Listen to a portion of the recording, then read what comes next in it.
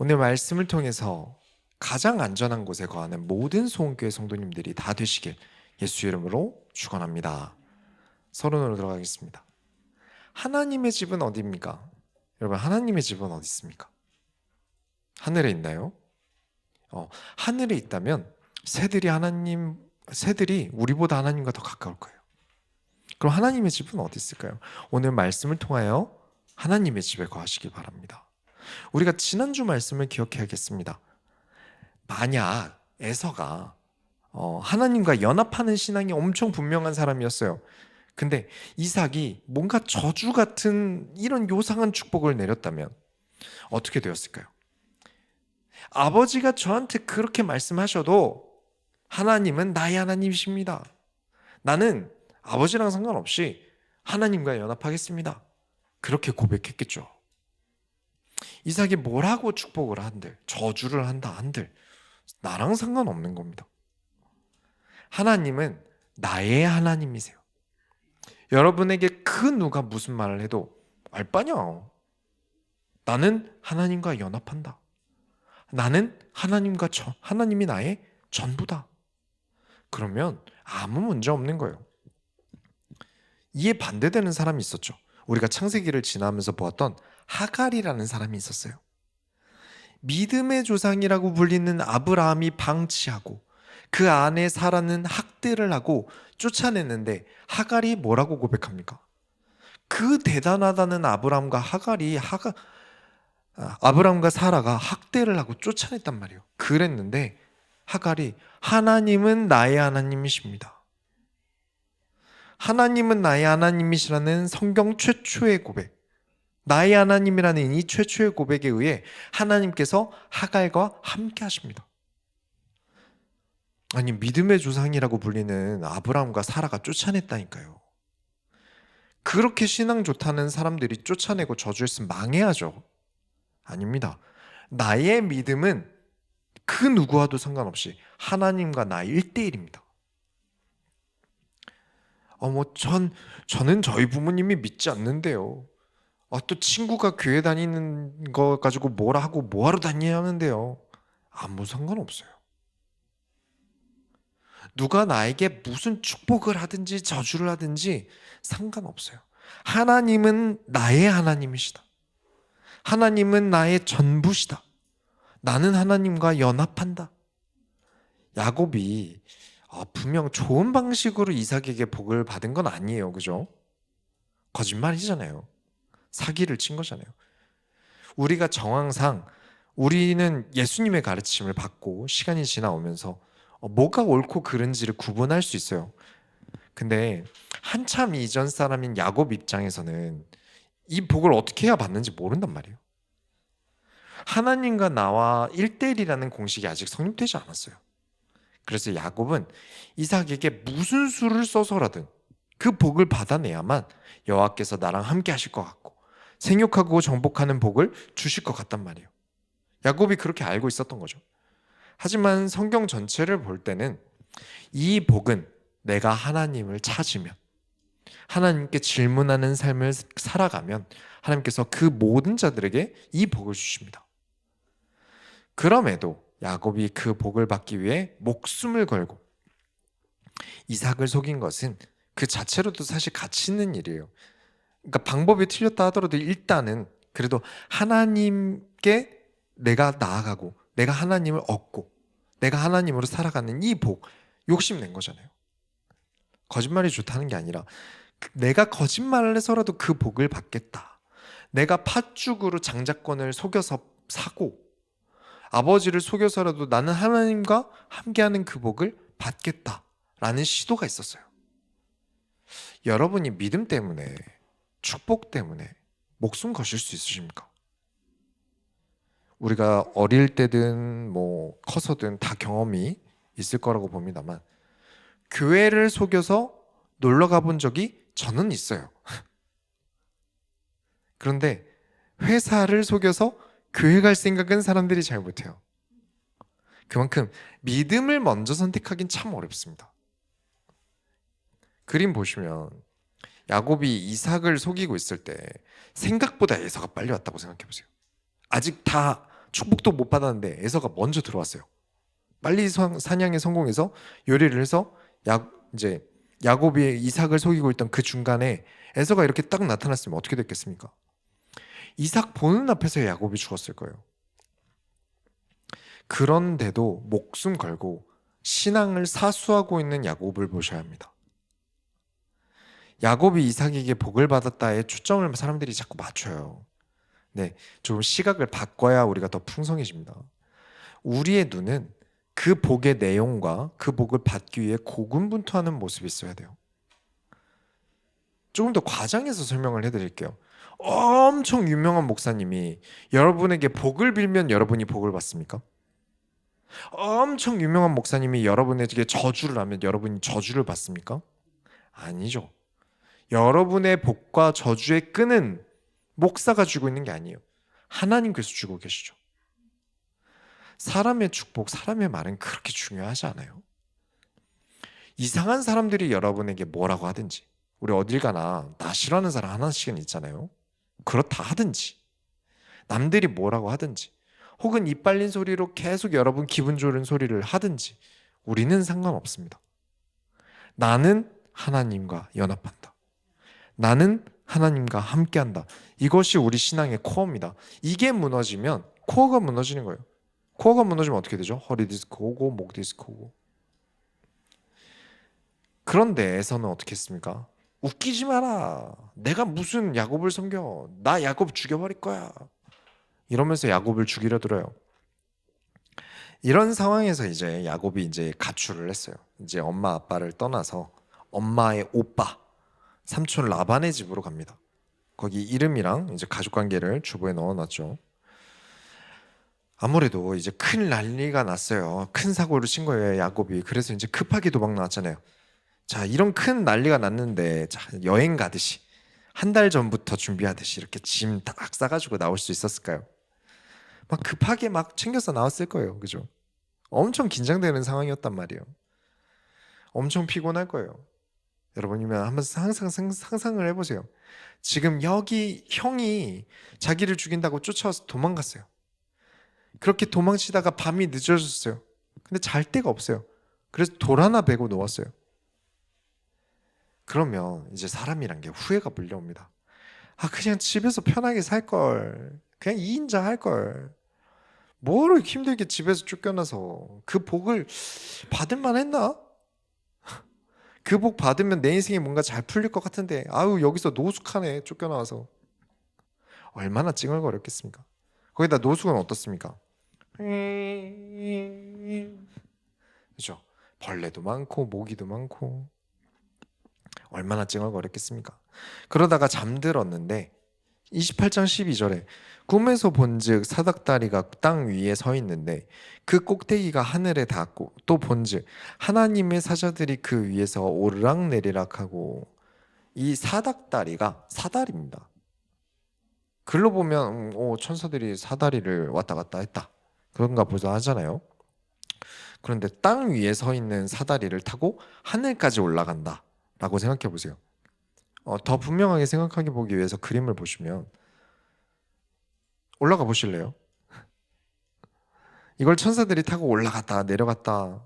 인간적으로 생각해보면 이건 고문이죠. 언제 이렇게 올라갔다가 이렇게 내려갔다가. 천사들이 초인적인 힘으로 마치 거미처럼 파다다다다다닥. 그럼 그것대로 좀 징그러워요. 그죠? 천사가 날아간다고 하면 그럼 사다리가 필요 없겠죠. 이 이야기를 왜 드리냐면 여러분, 환상이라는 것은요 사람이 이해할 수 없는 장면으로 하나님께서 보여주지 않으십니다. 조금 더 이해를 돕자면 환상으로 80년대에 전화를 환상으로 본다면 이렇게 다이얼을 돌리는 환상을 꿨을 거예요. 그리고 지금 스마트폰이 있는 이 시대에 환상을 본다면 스마트폰으로 통하는 환상을 꿀 거예요. 무슨 말이냐면 그 환상이라는 것은 그 시대의 사람에게 알아듣기 위해 시청각 자료를 하나님께서 보여주시는 거지 그게 정확히 그렇다가 아니에요. 천국은 이런 것일 거야 라는 환상들을 조합해서 자꾸 사람들이 말을 만들어내는데 그래서 자꾸 이단으로 빠집니다. 환상은 그저 하나님께서 너에게 설명하기 위해 보여주는 시청각 자료일 뿐이에요. 이 사람이 천국을 알아들을 수가 없잖아요. 하나님이 보시는 이 세계를 이해할 수 없잖아요. 우리 인간은 육신이 있기 때문에. 그래서 알아들을 수 있는 형태로 보여주는 겁니다. 그래서 환상이 뭐였다가 중요한 게 아니라 그 환상으로 우리에게 무엇을 가르쳐 주셨냐가 중요한 거예요. 그래서 성경에 나오는 환상이라는 것에 너무 포인트를 두시면 안 됩니다. 내용을 봐야 돼요. 야곱이 환상 속에서 28장 13절부터 15절에 또 본즉 여호와께서 그 위에 서서 이르시되 나는 여호와니 너의 조부 아브라함의 하나님이요 이삭의 하나님이라. 내가 누워 있는 땅을 내가 너와 내 자손에게 주리니 내 자손이 땅의 티끌같이 되어 내가 서쪽과 동쪽과 북쪽과 남쪽으로 퍼져나갈지며 땅의 모든 족속이 너와 내 자손으로 말미암아 복을 받으리라. 내가 너와 함께 있어 내가 어디로 가든지 너를 지키며 너를 이끌어 이 땅으로 돌아오게 할지라. 내가 내게 허락한 것을 다 이루기까지 너를 떠나지 아니하리라 하신지라. 이렇게 환상을 봅니다. 하나님께서 너와 함께 하신다. 어디로 가든지 너를 지키겠다. 어디로 가든지 너를 이끌어 이 장소, 내가 잠을 자고 있던 이 장소로 돌아오게 하겠다.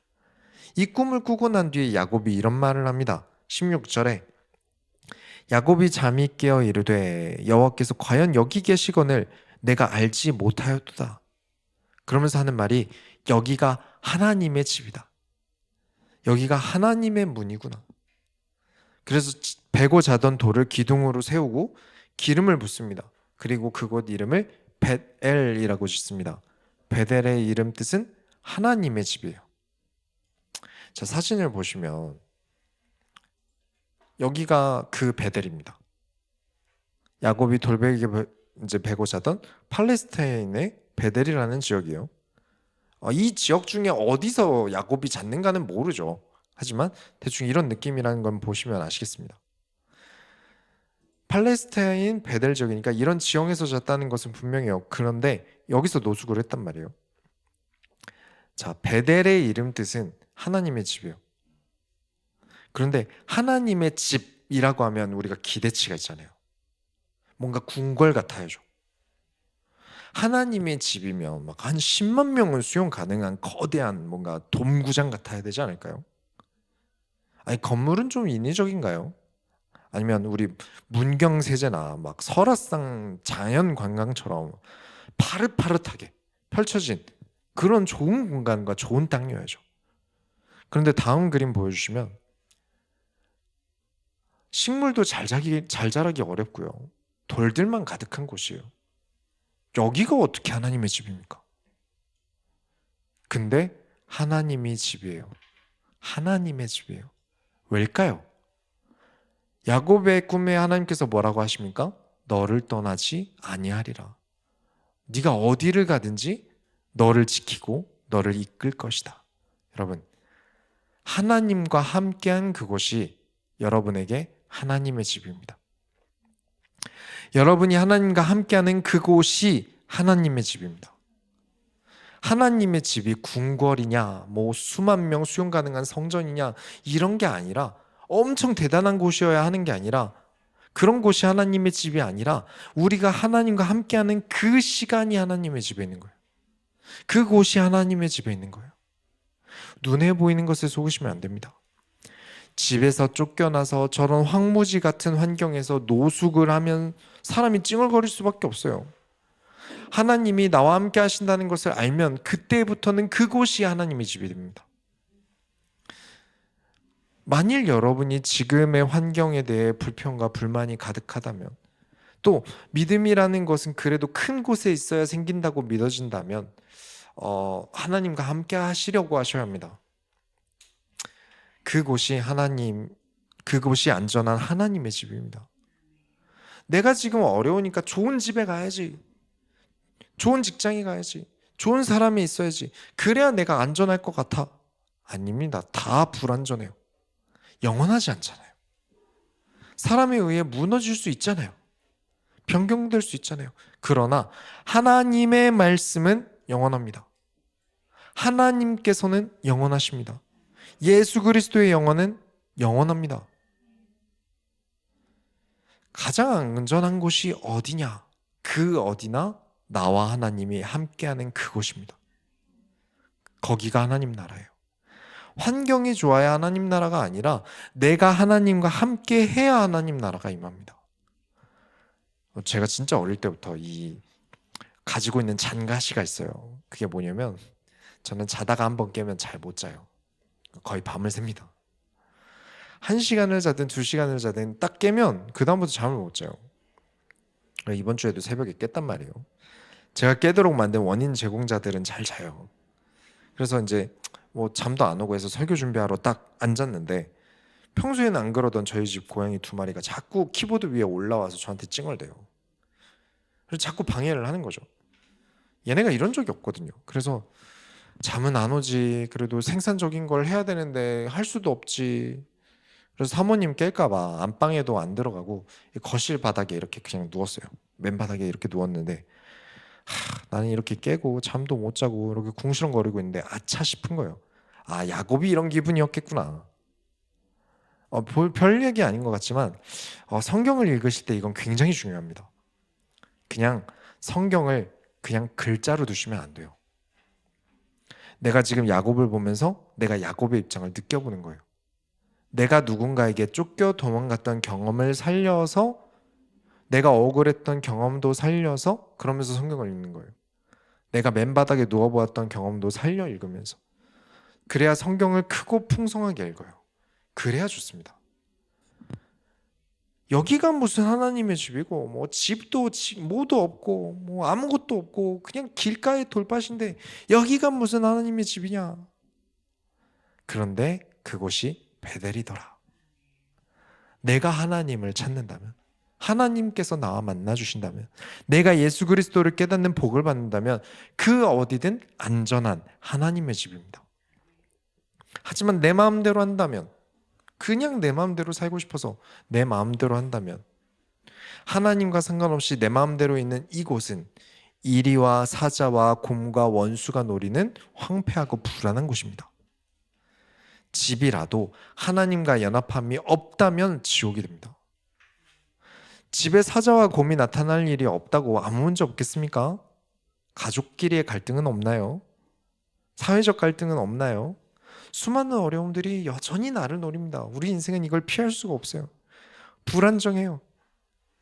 그래서 내가 있는 이 곳이 하나님을 찾는 하나님의 집이 되셔야 합니다. 아시겠죠? 지금 내 인생이 돌박 같아요, 목사님. 내 마음이 돌박 같아요.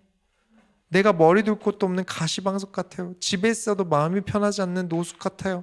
그만큼 삶이 팍팍해요. 괜찮습니다. 하나님과 함께 하시기 바랍니다. 그렇다면 여러분의 마음이 하나님의 집이 됩니다. 가장 안전한 하나님의 집이 됩니다. 하나님과 함께함으로 가장 안전한 삶을 살아가는 모든 소원교회 여러분들이 되시길 예수 이름으로 축원합니다. 본론으로 들어가겠습니다. 고집을 꺾는 가르치심. 서론이 길었죠. 본론을 좀 짧게 하겠습니다. 너무 중요하기 때문에 길게 했어요. 자, 야곱이 이제 베델에서 하나님께 제사를 드렸어요. 근데 아직 아브라함과 이삭이 드리던 제사랑은 결이 조금 달라요. 어떻게 다르냐면 20절부터 22절 보시면, 야곱이 서원하여 이르되 하나님이 나와 함께 계셔서 내가 가는 이 길에서 나를 지키시고 먹을 떡과 입을 옷을 주시어 내가 평안히 아버지 집으로 돌아가게 하시오면 여호와께서 나의 하나님이 되실 것이요 내가 기둥으로 세운 이 돌이 하나님의 집이 될 것이요 하나님께서 내게 주신 모든 것에서 10분의 1을 내가 반드시 하나님께 드리겠나이다 하였더라. 자, 이 구절로 은혜 받으시는 분들이 많으세요. 근데 사실 이 구절은 그렇게 은혜스러운 장면이 아니에요. 야곱이 하나님께 딜을 하고 있는 거예요. 아브라함과 이삭의 그 믿음이 좋을 때 모습을 보시면 하나님께서 다 가져가셔도 좋습니다. 하나님만 저와 함께 해주세요. 이런 신앙이잖아요. 근데 야곱은 아직 그 정도의 믿음이 되지 않았어요. 하나님, 제가 원하는 거 해주시면 제가 11조 드릴게요. 제가 안전하게 다시 집으로 돌아오게 되면 하나님을 나의 하나님으로 고백할게요. 라고 딜을 하고 있는 거예요. 그러니까 이 구절은 아직 야곱이 조금 미숙한 모습을 보여줍니다. 물론 저도 여러분도 다 이렇게 신앙생활 하는 거죠. 내가 취업하면 11조 낼게요. 제가 건강하면 헌신할게요. 어떤 소원 성취의 뒤를 치는 거죠. 그런데 문제는 이런 신앙을 야곱이 쉽게 고치는 성격이 아니었다는 겁니다. 야곱은 포기를 모르는 남자예요. 왜냐? 깨지고 부딪히면서 신앙생활을 시작한 게 아니라 거짓말을 하면서 취하는 것부터 했어요. 이게 조금 문제였어요. 머리를 굴려가면서 살아가는 게 몸에 배었어요. 그래서 이제부터 야곱은 아주 혹독하게 하나님께 가르침을 받습니다. 야곱이 절대 포기할 수 없는 것을 가지고 야곱을 괴롭히기 시작하세요. 그게 뭘까요? 우리가 웬만하면 다 포기하고 살 수 있는데 이것만큼 포기 못하는 게 뭘까요? 사랑이죠. 창세기 29장에 가면 이제 라반의 땅으로 이제 들어갑니다. 거기서 이제 주보 보시면 나오는 라반의 둘째 딸인 라헬이 이제 양을 몰고 와요. 근데 그걸 보고 야곱이 호다닥 뛰어가서 라헬을 도와줍니다. 남자가 그렇게 아무 여성이나 쉽게 도와줄까요? 왜 그랬을까요? 그리고 야곱이 라반에게도 가서 자기 자초지종을 다 이야기를 합니다. 제가 이삭 아들인데요. 형 때문에 도망 나왔는데요. 그 얘기를 다 이제 듣고 이제 라반이랑 이제 야곱이 한 달 정도를 일단 같이 살아봅니다. 그래서 이제 한 달 정도 지나서 이제 이야기를 꺼내요.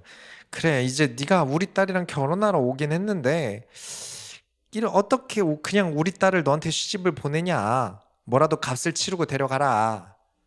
그 이야기는 야곱이 아무것도 가져간 게 없다는 말이에요. 예전에 이삭과 리브가 결혼할 때 보셔서 아시겠지만 리브가 때는 많은 보석을 주고 데려갔잖아요. 근데 이 야곱이 왔는데 가진 게 없으니까 뭐라도 값을 치르고 가라 이거죠. 그렇죠? 야곱은 지금 집에서 쫓겨나왔잖아요. 뭐 챙겨 나올 시간도 없었어요. 그리고 지금 라반이랑도 얼굴 한번 본 적 없는 조카 사이일 뿐인 거잖아요. 근데 아까 야곱이 라헬을 보자마자 뛰쳐나가서 라헬의 양 먹이는 것을 도와줬다고 말씀을 드렸죠. 18절 보시면 29장 18절 보시면 야곱이 라헬을 더 사랑함으로 대답하되 내가 외삼촌의 작은 딸 라헬을 위하여 외삼촌에게 7년을 섬기리이다. 그렇죠. 라헬에게 사랑에 빠진 거예요. 왜 그렇게 좋아했을까요? 제가 7년을 열심히 할 테니까 따님을 주게 주십시오. 이럴 만한 이유가 뭐였을까요? 17절에 레아는 시력이 약하고 라헬은 곱고 아리따우니. 아이, 첫째 따님은 하자가 있잖아요. 둘째 따님은 예쁘거든요. 역시 예쁜 게 최고예요, 삼촌. 자, 창세기에서 가장 중요한 것, 여러분 배운 대로 한번 대답해 봅시다. 사진 보시면 자, 이상형 월드컵이에요. 여러분이 레아를 위해 7년 일하시겠습니까? 라헬을 위해서 7년 일하시겠습니까? 그래도 기독교인은 불쌍한 사람을 도와야 해서 레아를 선택합니까? 여러분, 결혼은 적선이 아니에요. 결혼은 봉사가 아닙니다. 불쌍하면 기부를 하고 도움을 줘야지 결혼을 해주면 안 되는 거예요. 그러면 라헬과 결혼할까요? 예쁘니까? 외모만 보는 크리스찬은 사실 크리스찬이라고 보기 좀 어려워요. 왜냐? 크리스찬은 마음을, 신앙을 보는 것이거든요. 정답이 뭘까요? 정답은 하나님께 여쭤본다입니다. 절대 잊지 마세요. 우리의 선택은 하나님께 먼저 질문한다입니다. 항상 그것이 정답입니다. 네. 하지만 야곱은 자기 취향대로 골랐죠. 뭐 물어볼 게 있냐? 뭐 하나님께 여쭤볼 게 있어? 첫째 딸은 눈이 잘 안 보인다잖아요. 자기 자신도 잘 못 꾸며요. 그러고 같이 사는데 고생하잖아요. 고르라고 하면 당연히 예쁜 둘째 딸 골라야죠. 여기서 이미 야곱의 선택은 오답입니다. 하나님께서 너 라헬과 결혼해라. 내가 라헬이 좋아서 라헬을 선택하는 거랑 결과가 아무리 똑같아도 내 선택이면 오답입니다. 우리는 하나님께 질문하며 살아가도록 창조되었어요. 그래서 하나님에 대하여 주라는 개념이 먼저 있으셔야 합니다. 아버지다 이전에 주라는 개념이 먼저 있으셔야 돼요. 나의 주인 되신 하나님의 명령으로 살아간다. 그런데 야곱은 자기 취향대로 합니다. 이제부터 고생 시작이에요. 29장 20절에 야곱이 라헬을 위하여 7년 동안 라반을 섬겼으나 그를 사랑하는 까닭에 7년을 며칠같이 여겼더라. 사랑 아닙니까? 이 얼마나 야곱이 사랑둥이가 되었어요. 7년이 며칠 같았다잖아요. 이 날만을 위해서. 와, 아주 로맨틱하죠. 그런데 21절부터 29장 21절부터 23절 보시면 야곱이 라반에게 이르되 내 기한이 찼으니 내 아내를 내게 주소서 내가 그에게 들어가겠나이다. 라반이 그곳 사람들을 다 모아 잔치하고 저녁에 그의 딸 레아를 야곱에게 데려가매 야곱이 그에게로 들어가니라. 자, 분명 라헬을 주기로 계약하고 7년 일했는데 23절에 보면 이름이 바뀌었어요. 오타인가요? 이 성경 오타인가요? 아니죠. 자, 지난주에 야곱이 라반에게 들어가서 엄청 고생할 거라고 말씀을 드렸죠. 야곱보다 라반이 거짓말을 더 잘합니다. 사기를 더 잘 쳐요. 근데 말씀드렸죠, 지난주에. 이게 야곱에게 복입니다. 25절 보시면 25절부터 27절 보시면 야곱이 아침에 보니 레아라 라반에게 이르되 외삼촌이 어찌하여 내게 이같이 행하셨나이까? 내가 라헬을 위하여 외삼촌을 섬기지 아니하셨나이까? 외삼촌이 나를 속이시면 어찌 됨이니까? 라반이 이르되 언니보다 아우를 먼저 주는 것은 우리 지방에서 하지 아니하는 바니라. 이를 위하여 7일을 채우라. 우리가 그 돈 내게 주리니 내가 또 나를 7년 동안 섬길지니라. 거짓말이죠. 리브가는 장녀라서 먼저 보냈습니까? 아니죠. 우리 지역은 언니보다 동생을 먼저 시집 보내는 일이 없네 조카. 7일 후에 라헬이랑 또 결혼시켜 주겠네. 대신 그래도 7년은 더 일해줘야겠네. 2인분이니 말일세. 라면서 사기를 칩니다. 야곱보다 독한 사람이에요. 이 정도 야곱보다 단수가 높은 사람에게 뒤어봐야 야곱이 머리 쓰는 일을 멈추지 않겠습니까? 자, 저는 그렇습니다. 만약 엄청 악한 사람이 있어요. 엄청 악한 사람이 있다면 그럼 우리가 배우기로는 그런 악한 사람을 축복해 주라고 배우잖아요. 그래서 저도 꼭 축복을 합니다. 어떻게 축복하냐면 망해라 라고 축복합니다. 우리가 지난주 이삭을 통해 배웠습니다. 이삭이 에서에게 너가 망했으면 좋겠다. 네가 그렇게 싫어하는 무시하는 야곱의 종이 되었으면 좋겠다. 그렇죠? 형제고 내가 형인데 야곱의 종이 되라잖아요. 저주예요. 근데 그랬으면 좋겠다고 자기 아버지가 얘기하는 거예요. 이게 저주 같죠? 아닙니다. 그렇게 해서라도 신앙을, 그렇게 해서라도 믿음을 깨달으면 큰 복이죠. 하나님을 사랑하고 하나님을 의지하도록 그 교만함이 무너진다면 그게 복이에요. 오히려 그렇게 악한 사람에게 잘 되라, 건강해라, 돈 많이 벌어라, 복을 빌어주는 게 저주예요. 하나님을 죽을 때까지 깨닫지 못하고 지옥 가라는 말이잖아요. 야곱이 거짓말도 잘하고 머리를 자꾸 써서 살아남으려고 해요. 지난주에 이야기에 나눴던 재능이죠. 이런 재능 부자가 재능이 있으니까 하나님을 찾잖아요. 바로 전장에 이곳이 하나님의 집이구나 해놓고 바로 다음부터 하나님께 질문하지 않아요. 물어보지 않아요. 당연한 걸 뭐하러 하나님께 물어보나. 당연한 게 어디 있습니까? 종이 당연한 게 어디 있습니까? 그 주인 하나님의 집에 거하는 그 종이 당연한 게 어디 있습니까? 하나님께 질문해야죠. 그리고 또 우리가 너무 가지고 싶은 게 있으면 어떻게 합니까? 하나님께 질문하지 않아요. 왜냐? 안 주실 것 같거든요. 그거 안 된다 할 것 같단 말이에요. 유명한 밈인데 게임기가 너무 사고 싶어서 자기야 나 게임기 사면 안 될까? 그러면 이제 아내가 게임기 사고 집에 나가. 지금 우리 집이 빚이 얼마인데 게임기를 사. 이렇게 못 사게 할 거란 말이에요. 그런데 게임기를 그냥 사서 집에 가져가 버리면 뭐 어떡할 거예요? 뭐 중고로 팔아도 이거 헐값이고. 마치 그런 것처럼 하나님께 질문하면 혹시라도 안 된다고 하실까 봐, 내가 바라는 대로 못하게 하실까 봐 질문을 안 해요. 그리고 질러요. 그래서 하나님께서는 야곱보다 더 사기를 잘 치는 라반을 야곱에게 붙이신 거예요. 야곱이 머리를 써도 라반을 도무지 못 이기니까 머리 쓰는 것을 포기하고 어쩔 수 없이 하나님께 매달리게 되거든요. 이게 복이에요. 얼마나 큰 복입니까? 내가 하나님께 매달리는 것, 내가 하나님께 질문하는 것, 내가 하나님을 원하는 것, 내가 하나님과 함께하는 것 얼마나 복입니까? 정말 큰 복이에요. 그러니까 진짜 악한 사람, 성경적으로 악한 사람은 진리를 훼손하고 교회의 권위를 실추시키는 추악한 행동을 하는 사람들이죠. 그 교회의 권위를 어떻게 추락시킵니까? 뭐 횡령을 한다든가, 뭐 성비위를 일으킨다든가, 그렇게 교회의 권위를, 성경의 권위를 떨어뜨리는 사람들이에요. 그 사람들에게 꼭 저주와 같은 복을 비세요. 저도 항상 합니다. 망하길, 아프길 빌어주세요.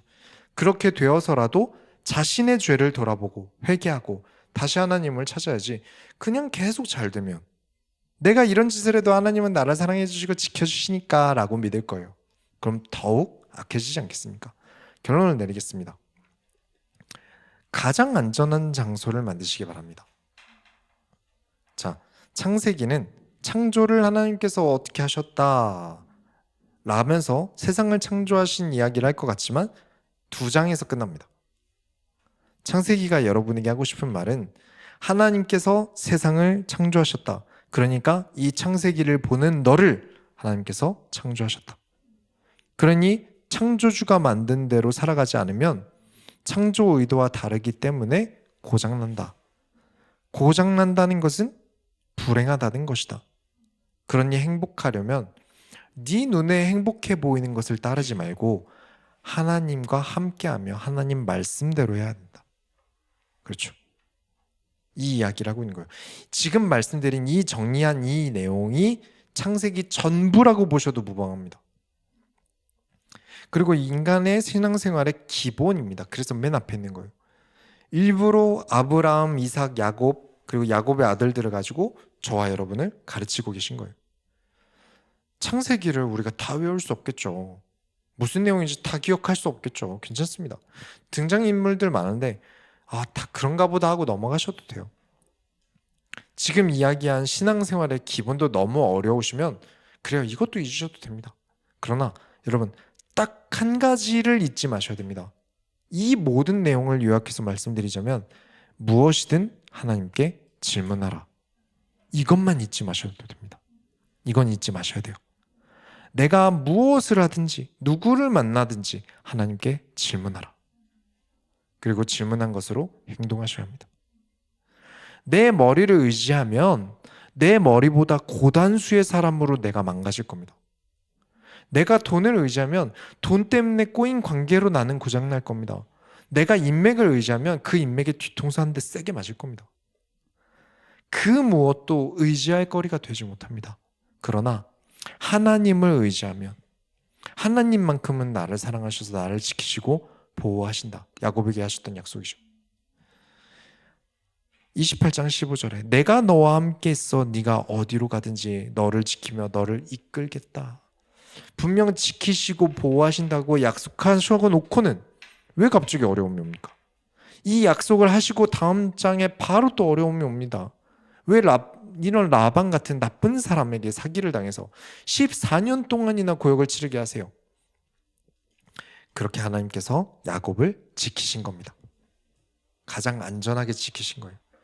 아니, 사기를 당한 게 무슨 지키신 거예요? 네, 맞습니다. 지키신 겁니다. 그렇게 안 하면 야곱이 고쳐먹겠습니까? 물론 야곱은 이 이후로도 잘 안 고쳐집니다. 죽을 때까지 잘 못 고치는 사람이에요. 보통 고집이 아니었거든요. 그래서 계속 하나님은 부지런히 야곱을 가르치시고 야곱은 계속 안 고쳐먹고 이 오랜 씨름을 합니다. 그렇게 저와 여러분에게 설명하십니다. 고장나기 싫다면, 아프기 싫다면 지금 우리가 하나님의 말씀을 따라야 한다. 꼭 하나님께 질문하고 하나님의 선택을 따라가야 한다. 더 줄여서 설명하자면 잠언 3장 5절에 너는 마음을 다하여 여호와를 신뢰하고 내 명철을 의지하지 말라. 여호와를 신뢰하고 답안을 작성하셔야 합니다. 하나님이 정답이라고 하신 것을 겨우 내 명철 가지고 이건 아닌 것 같은데, 이거 아닌 것 같은데 하고 적으시면, 내 뜻을 적으시면 오답입니다. 마음을 다하여 신뢰하셔야 됩니다. 내가 보기엔 아닌 것 같아도 하나님의 말씀이면 맞습니다 하고 적으셔야 됩니다. 여러분, 다 불안정합니다. 내 지혜 언제까지 가겠습니까? 내 명철, 내 능력, 내 자산, 내 인맥, 내 건강 전부 불안정합니다. 내가 언제 뒤통수 맞을지 몰라요. 그러나 여호와 하나님은 영원하십니다. 그 무엇도 하나님의 영원하심을 막을 수 없습니다. 그래서 우리가 서론에 보았던 가장 황폐해 보이던 그 자리라도 하나님께서 함께 하시면 가장 안전한 하나님의 집이다. 내가 불 속에 들어가도 하나님이 함께 하시면 거기가 가장 안전한 집이다. 이해를 돕기 위해서 한 번 더 예를 들자면 하나님께 질문을 하면 이런 느낌이 들어요. 그림 보여주시면 하나님께서 내게 저런 지옥의 입구 같은 곳에 들어가라는 선택을 줄 수 있죠. 진짜 하기 싫은 거. 내 느낌을 그림으로 표현한다면 저런 느낌으로 진짜 하기 싫은 걸 해야 되는 상황. 정말 가기 싫은 거 가야 되는 상황. 너무 하기 싫고 들어가기 싫고 불행해 보이고 아파 보이는 그런 선택이죠. 그런 선택을 싫은 것을 하라고 하실 것 같은 기분이 있어요. 그러면 우리는 여기서 한 번 더 하나님께 질문해야 합니다. 예수님께서 저와 함께 가주시나요? 정말 하기 싫은 일인데 저 혼자 두지 않으시고 하나님께서 나와 함께 하시나요? 이 질문이 있으셔야 합니다. 모든 구약의 믿음의 영웅들과 신약의 사도들과 그리고 종교개혁자들과 믿음에 헌신한 모든 선조들이 다 그렇게 하나님께 쓰임받았습니다.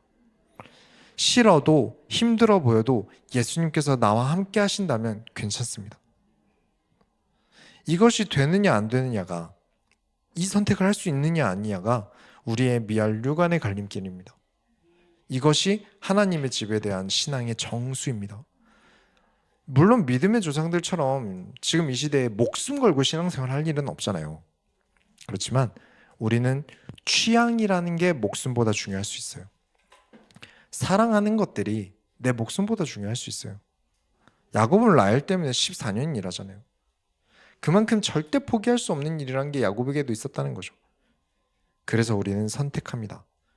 그 선택이 내가 하기 너무 싫은 거더라도 하나님께서 나와 함께 하십니까? 하나님께서 나와 함께 하신다면 그럼 괜찮습니다. 그럼 내가 그 길을 가겠습니다. 이 수준까지가 너는 마음을 다하여 여호와를 신뢰하고 내 명철을 의지하지 말라입니다. 한 주간 실천해 보세요. 질문해 보시기 바랍니다. 하나님 무엇을 원하십니까? 어떤 일이 있을 때 하나님 무엇을 원하십니까? 어떤 일이 생겼을 때 하나님 무엇을 원하십니까? 우리는 막바로 내가 필요한 것부터 얘기해요. 뭔가 일이 생기면 하나님 이거 필요하니까 돈 주세요. 하나님 이거 필요하니까 이거 고쳐주세요. 아니죠. 지금 내게 이게 없는데 하나님이 무엇을 원하십니까? 지금 이런 일이 생겼는데 하나님 무엇을 원하십니까? 제가 하겠습니다. 대신 하나님 꼭 저와 함께 하여 주세요. 꼭 이렇게 질문함으로 나아갈 때 얼마나 여러분에게 행복이 풍성하게 임하게 되는지 확인되어지길 예수 이름으로 축원합니다. 우리가 하나님의 손을 이뤄드립시다. 하나님 감사합니다. 오늘 말씀을 통하여 우리를 깨닫게 하여 주옵소서. 그 어디든지 하나님 나와 함께 하시면 이곳이 하나님의 집입니다. 고백하는 한 주간이 되게 하여 주옵소서. 살아계신 예수 그리스도의 이름으로 기도드렸습니다.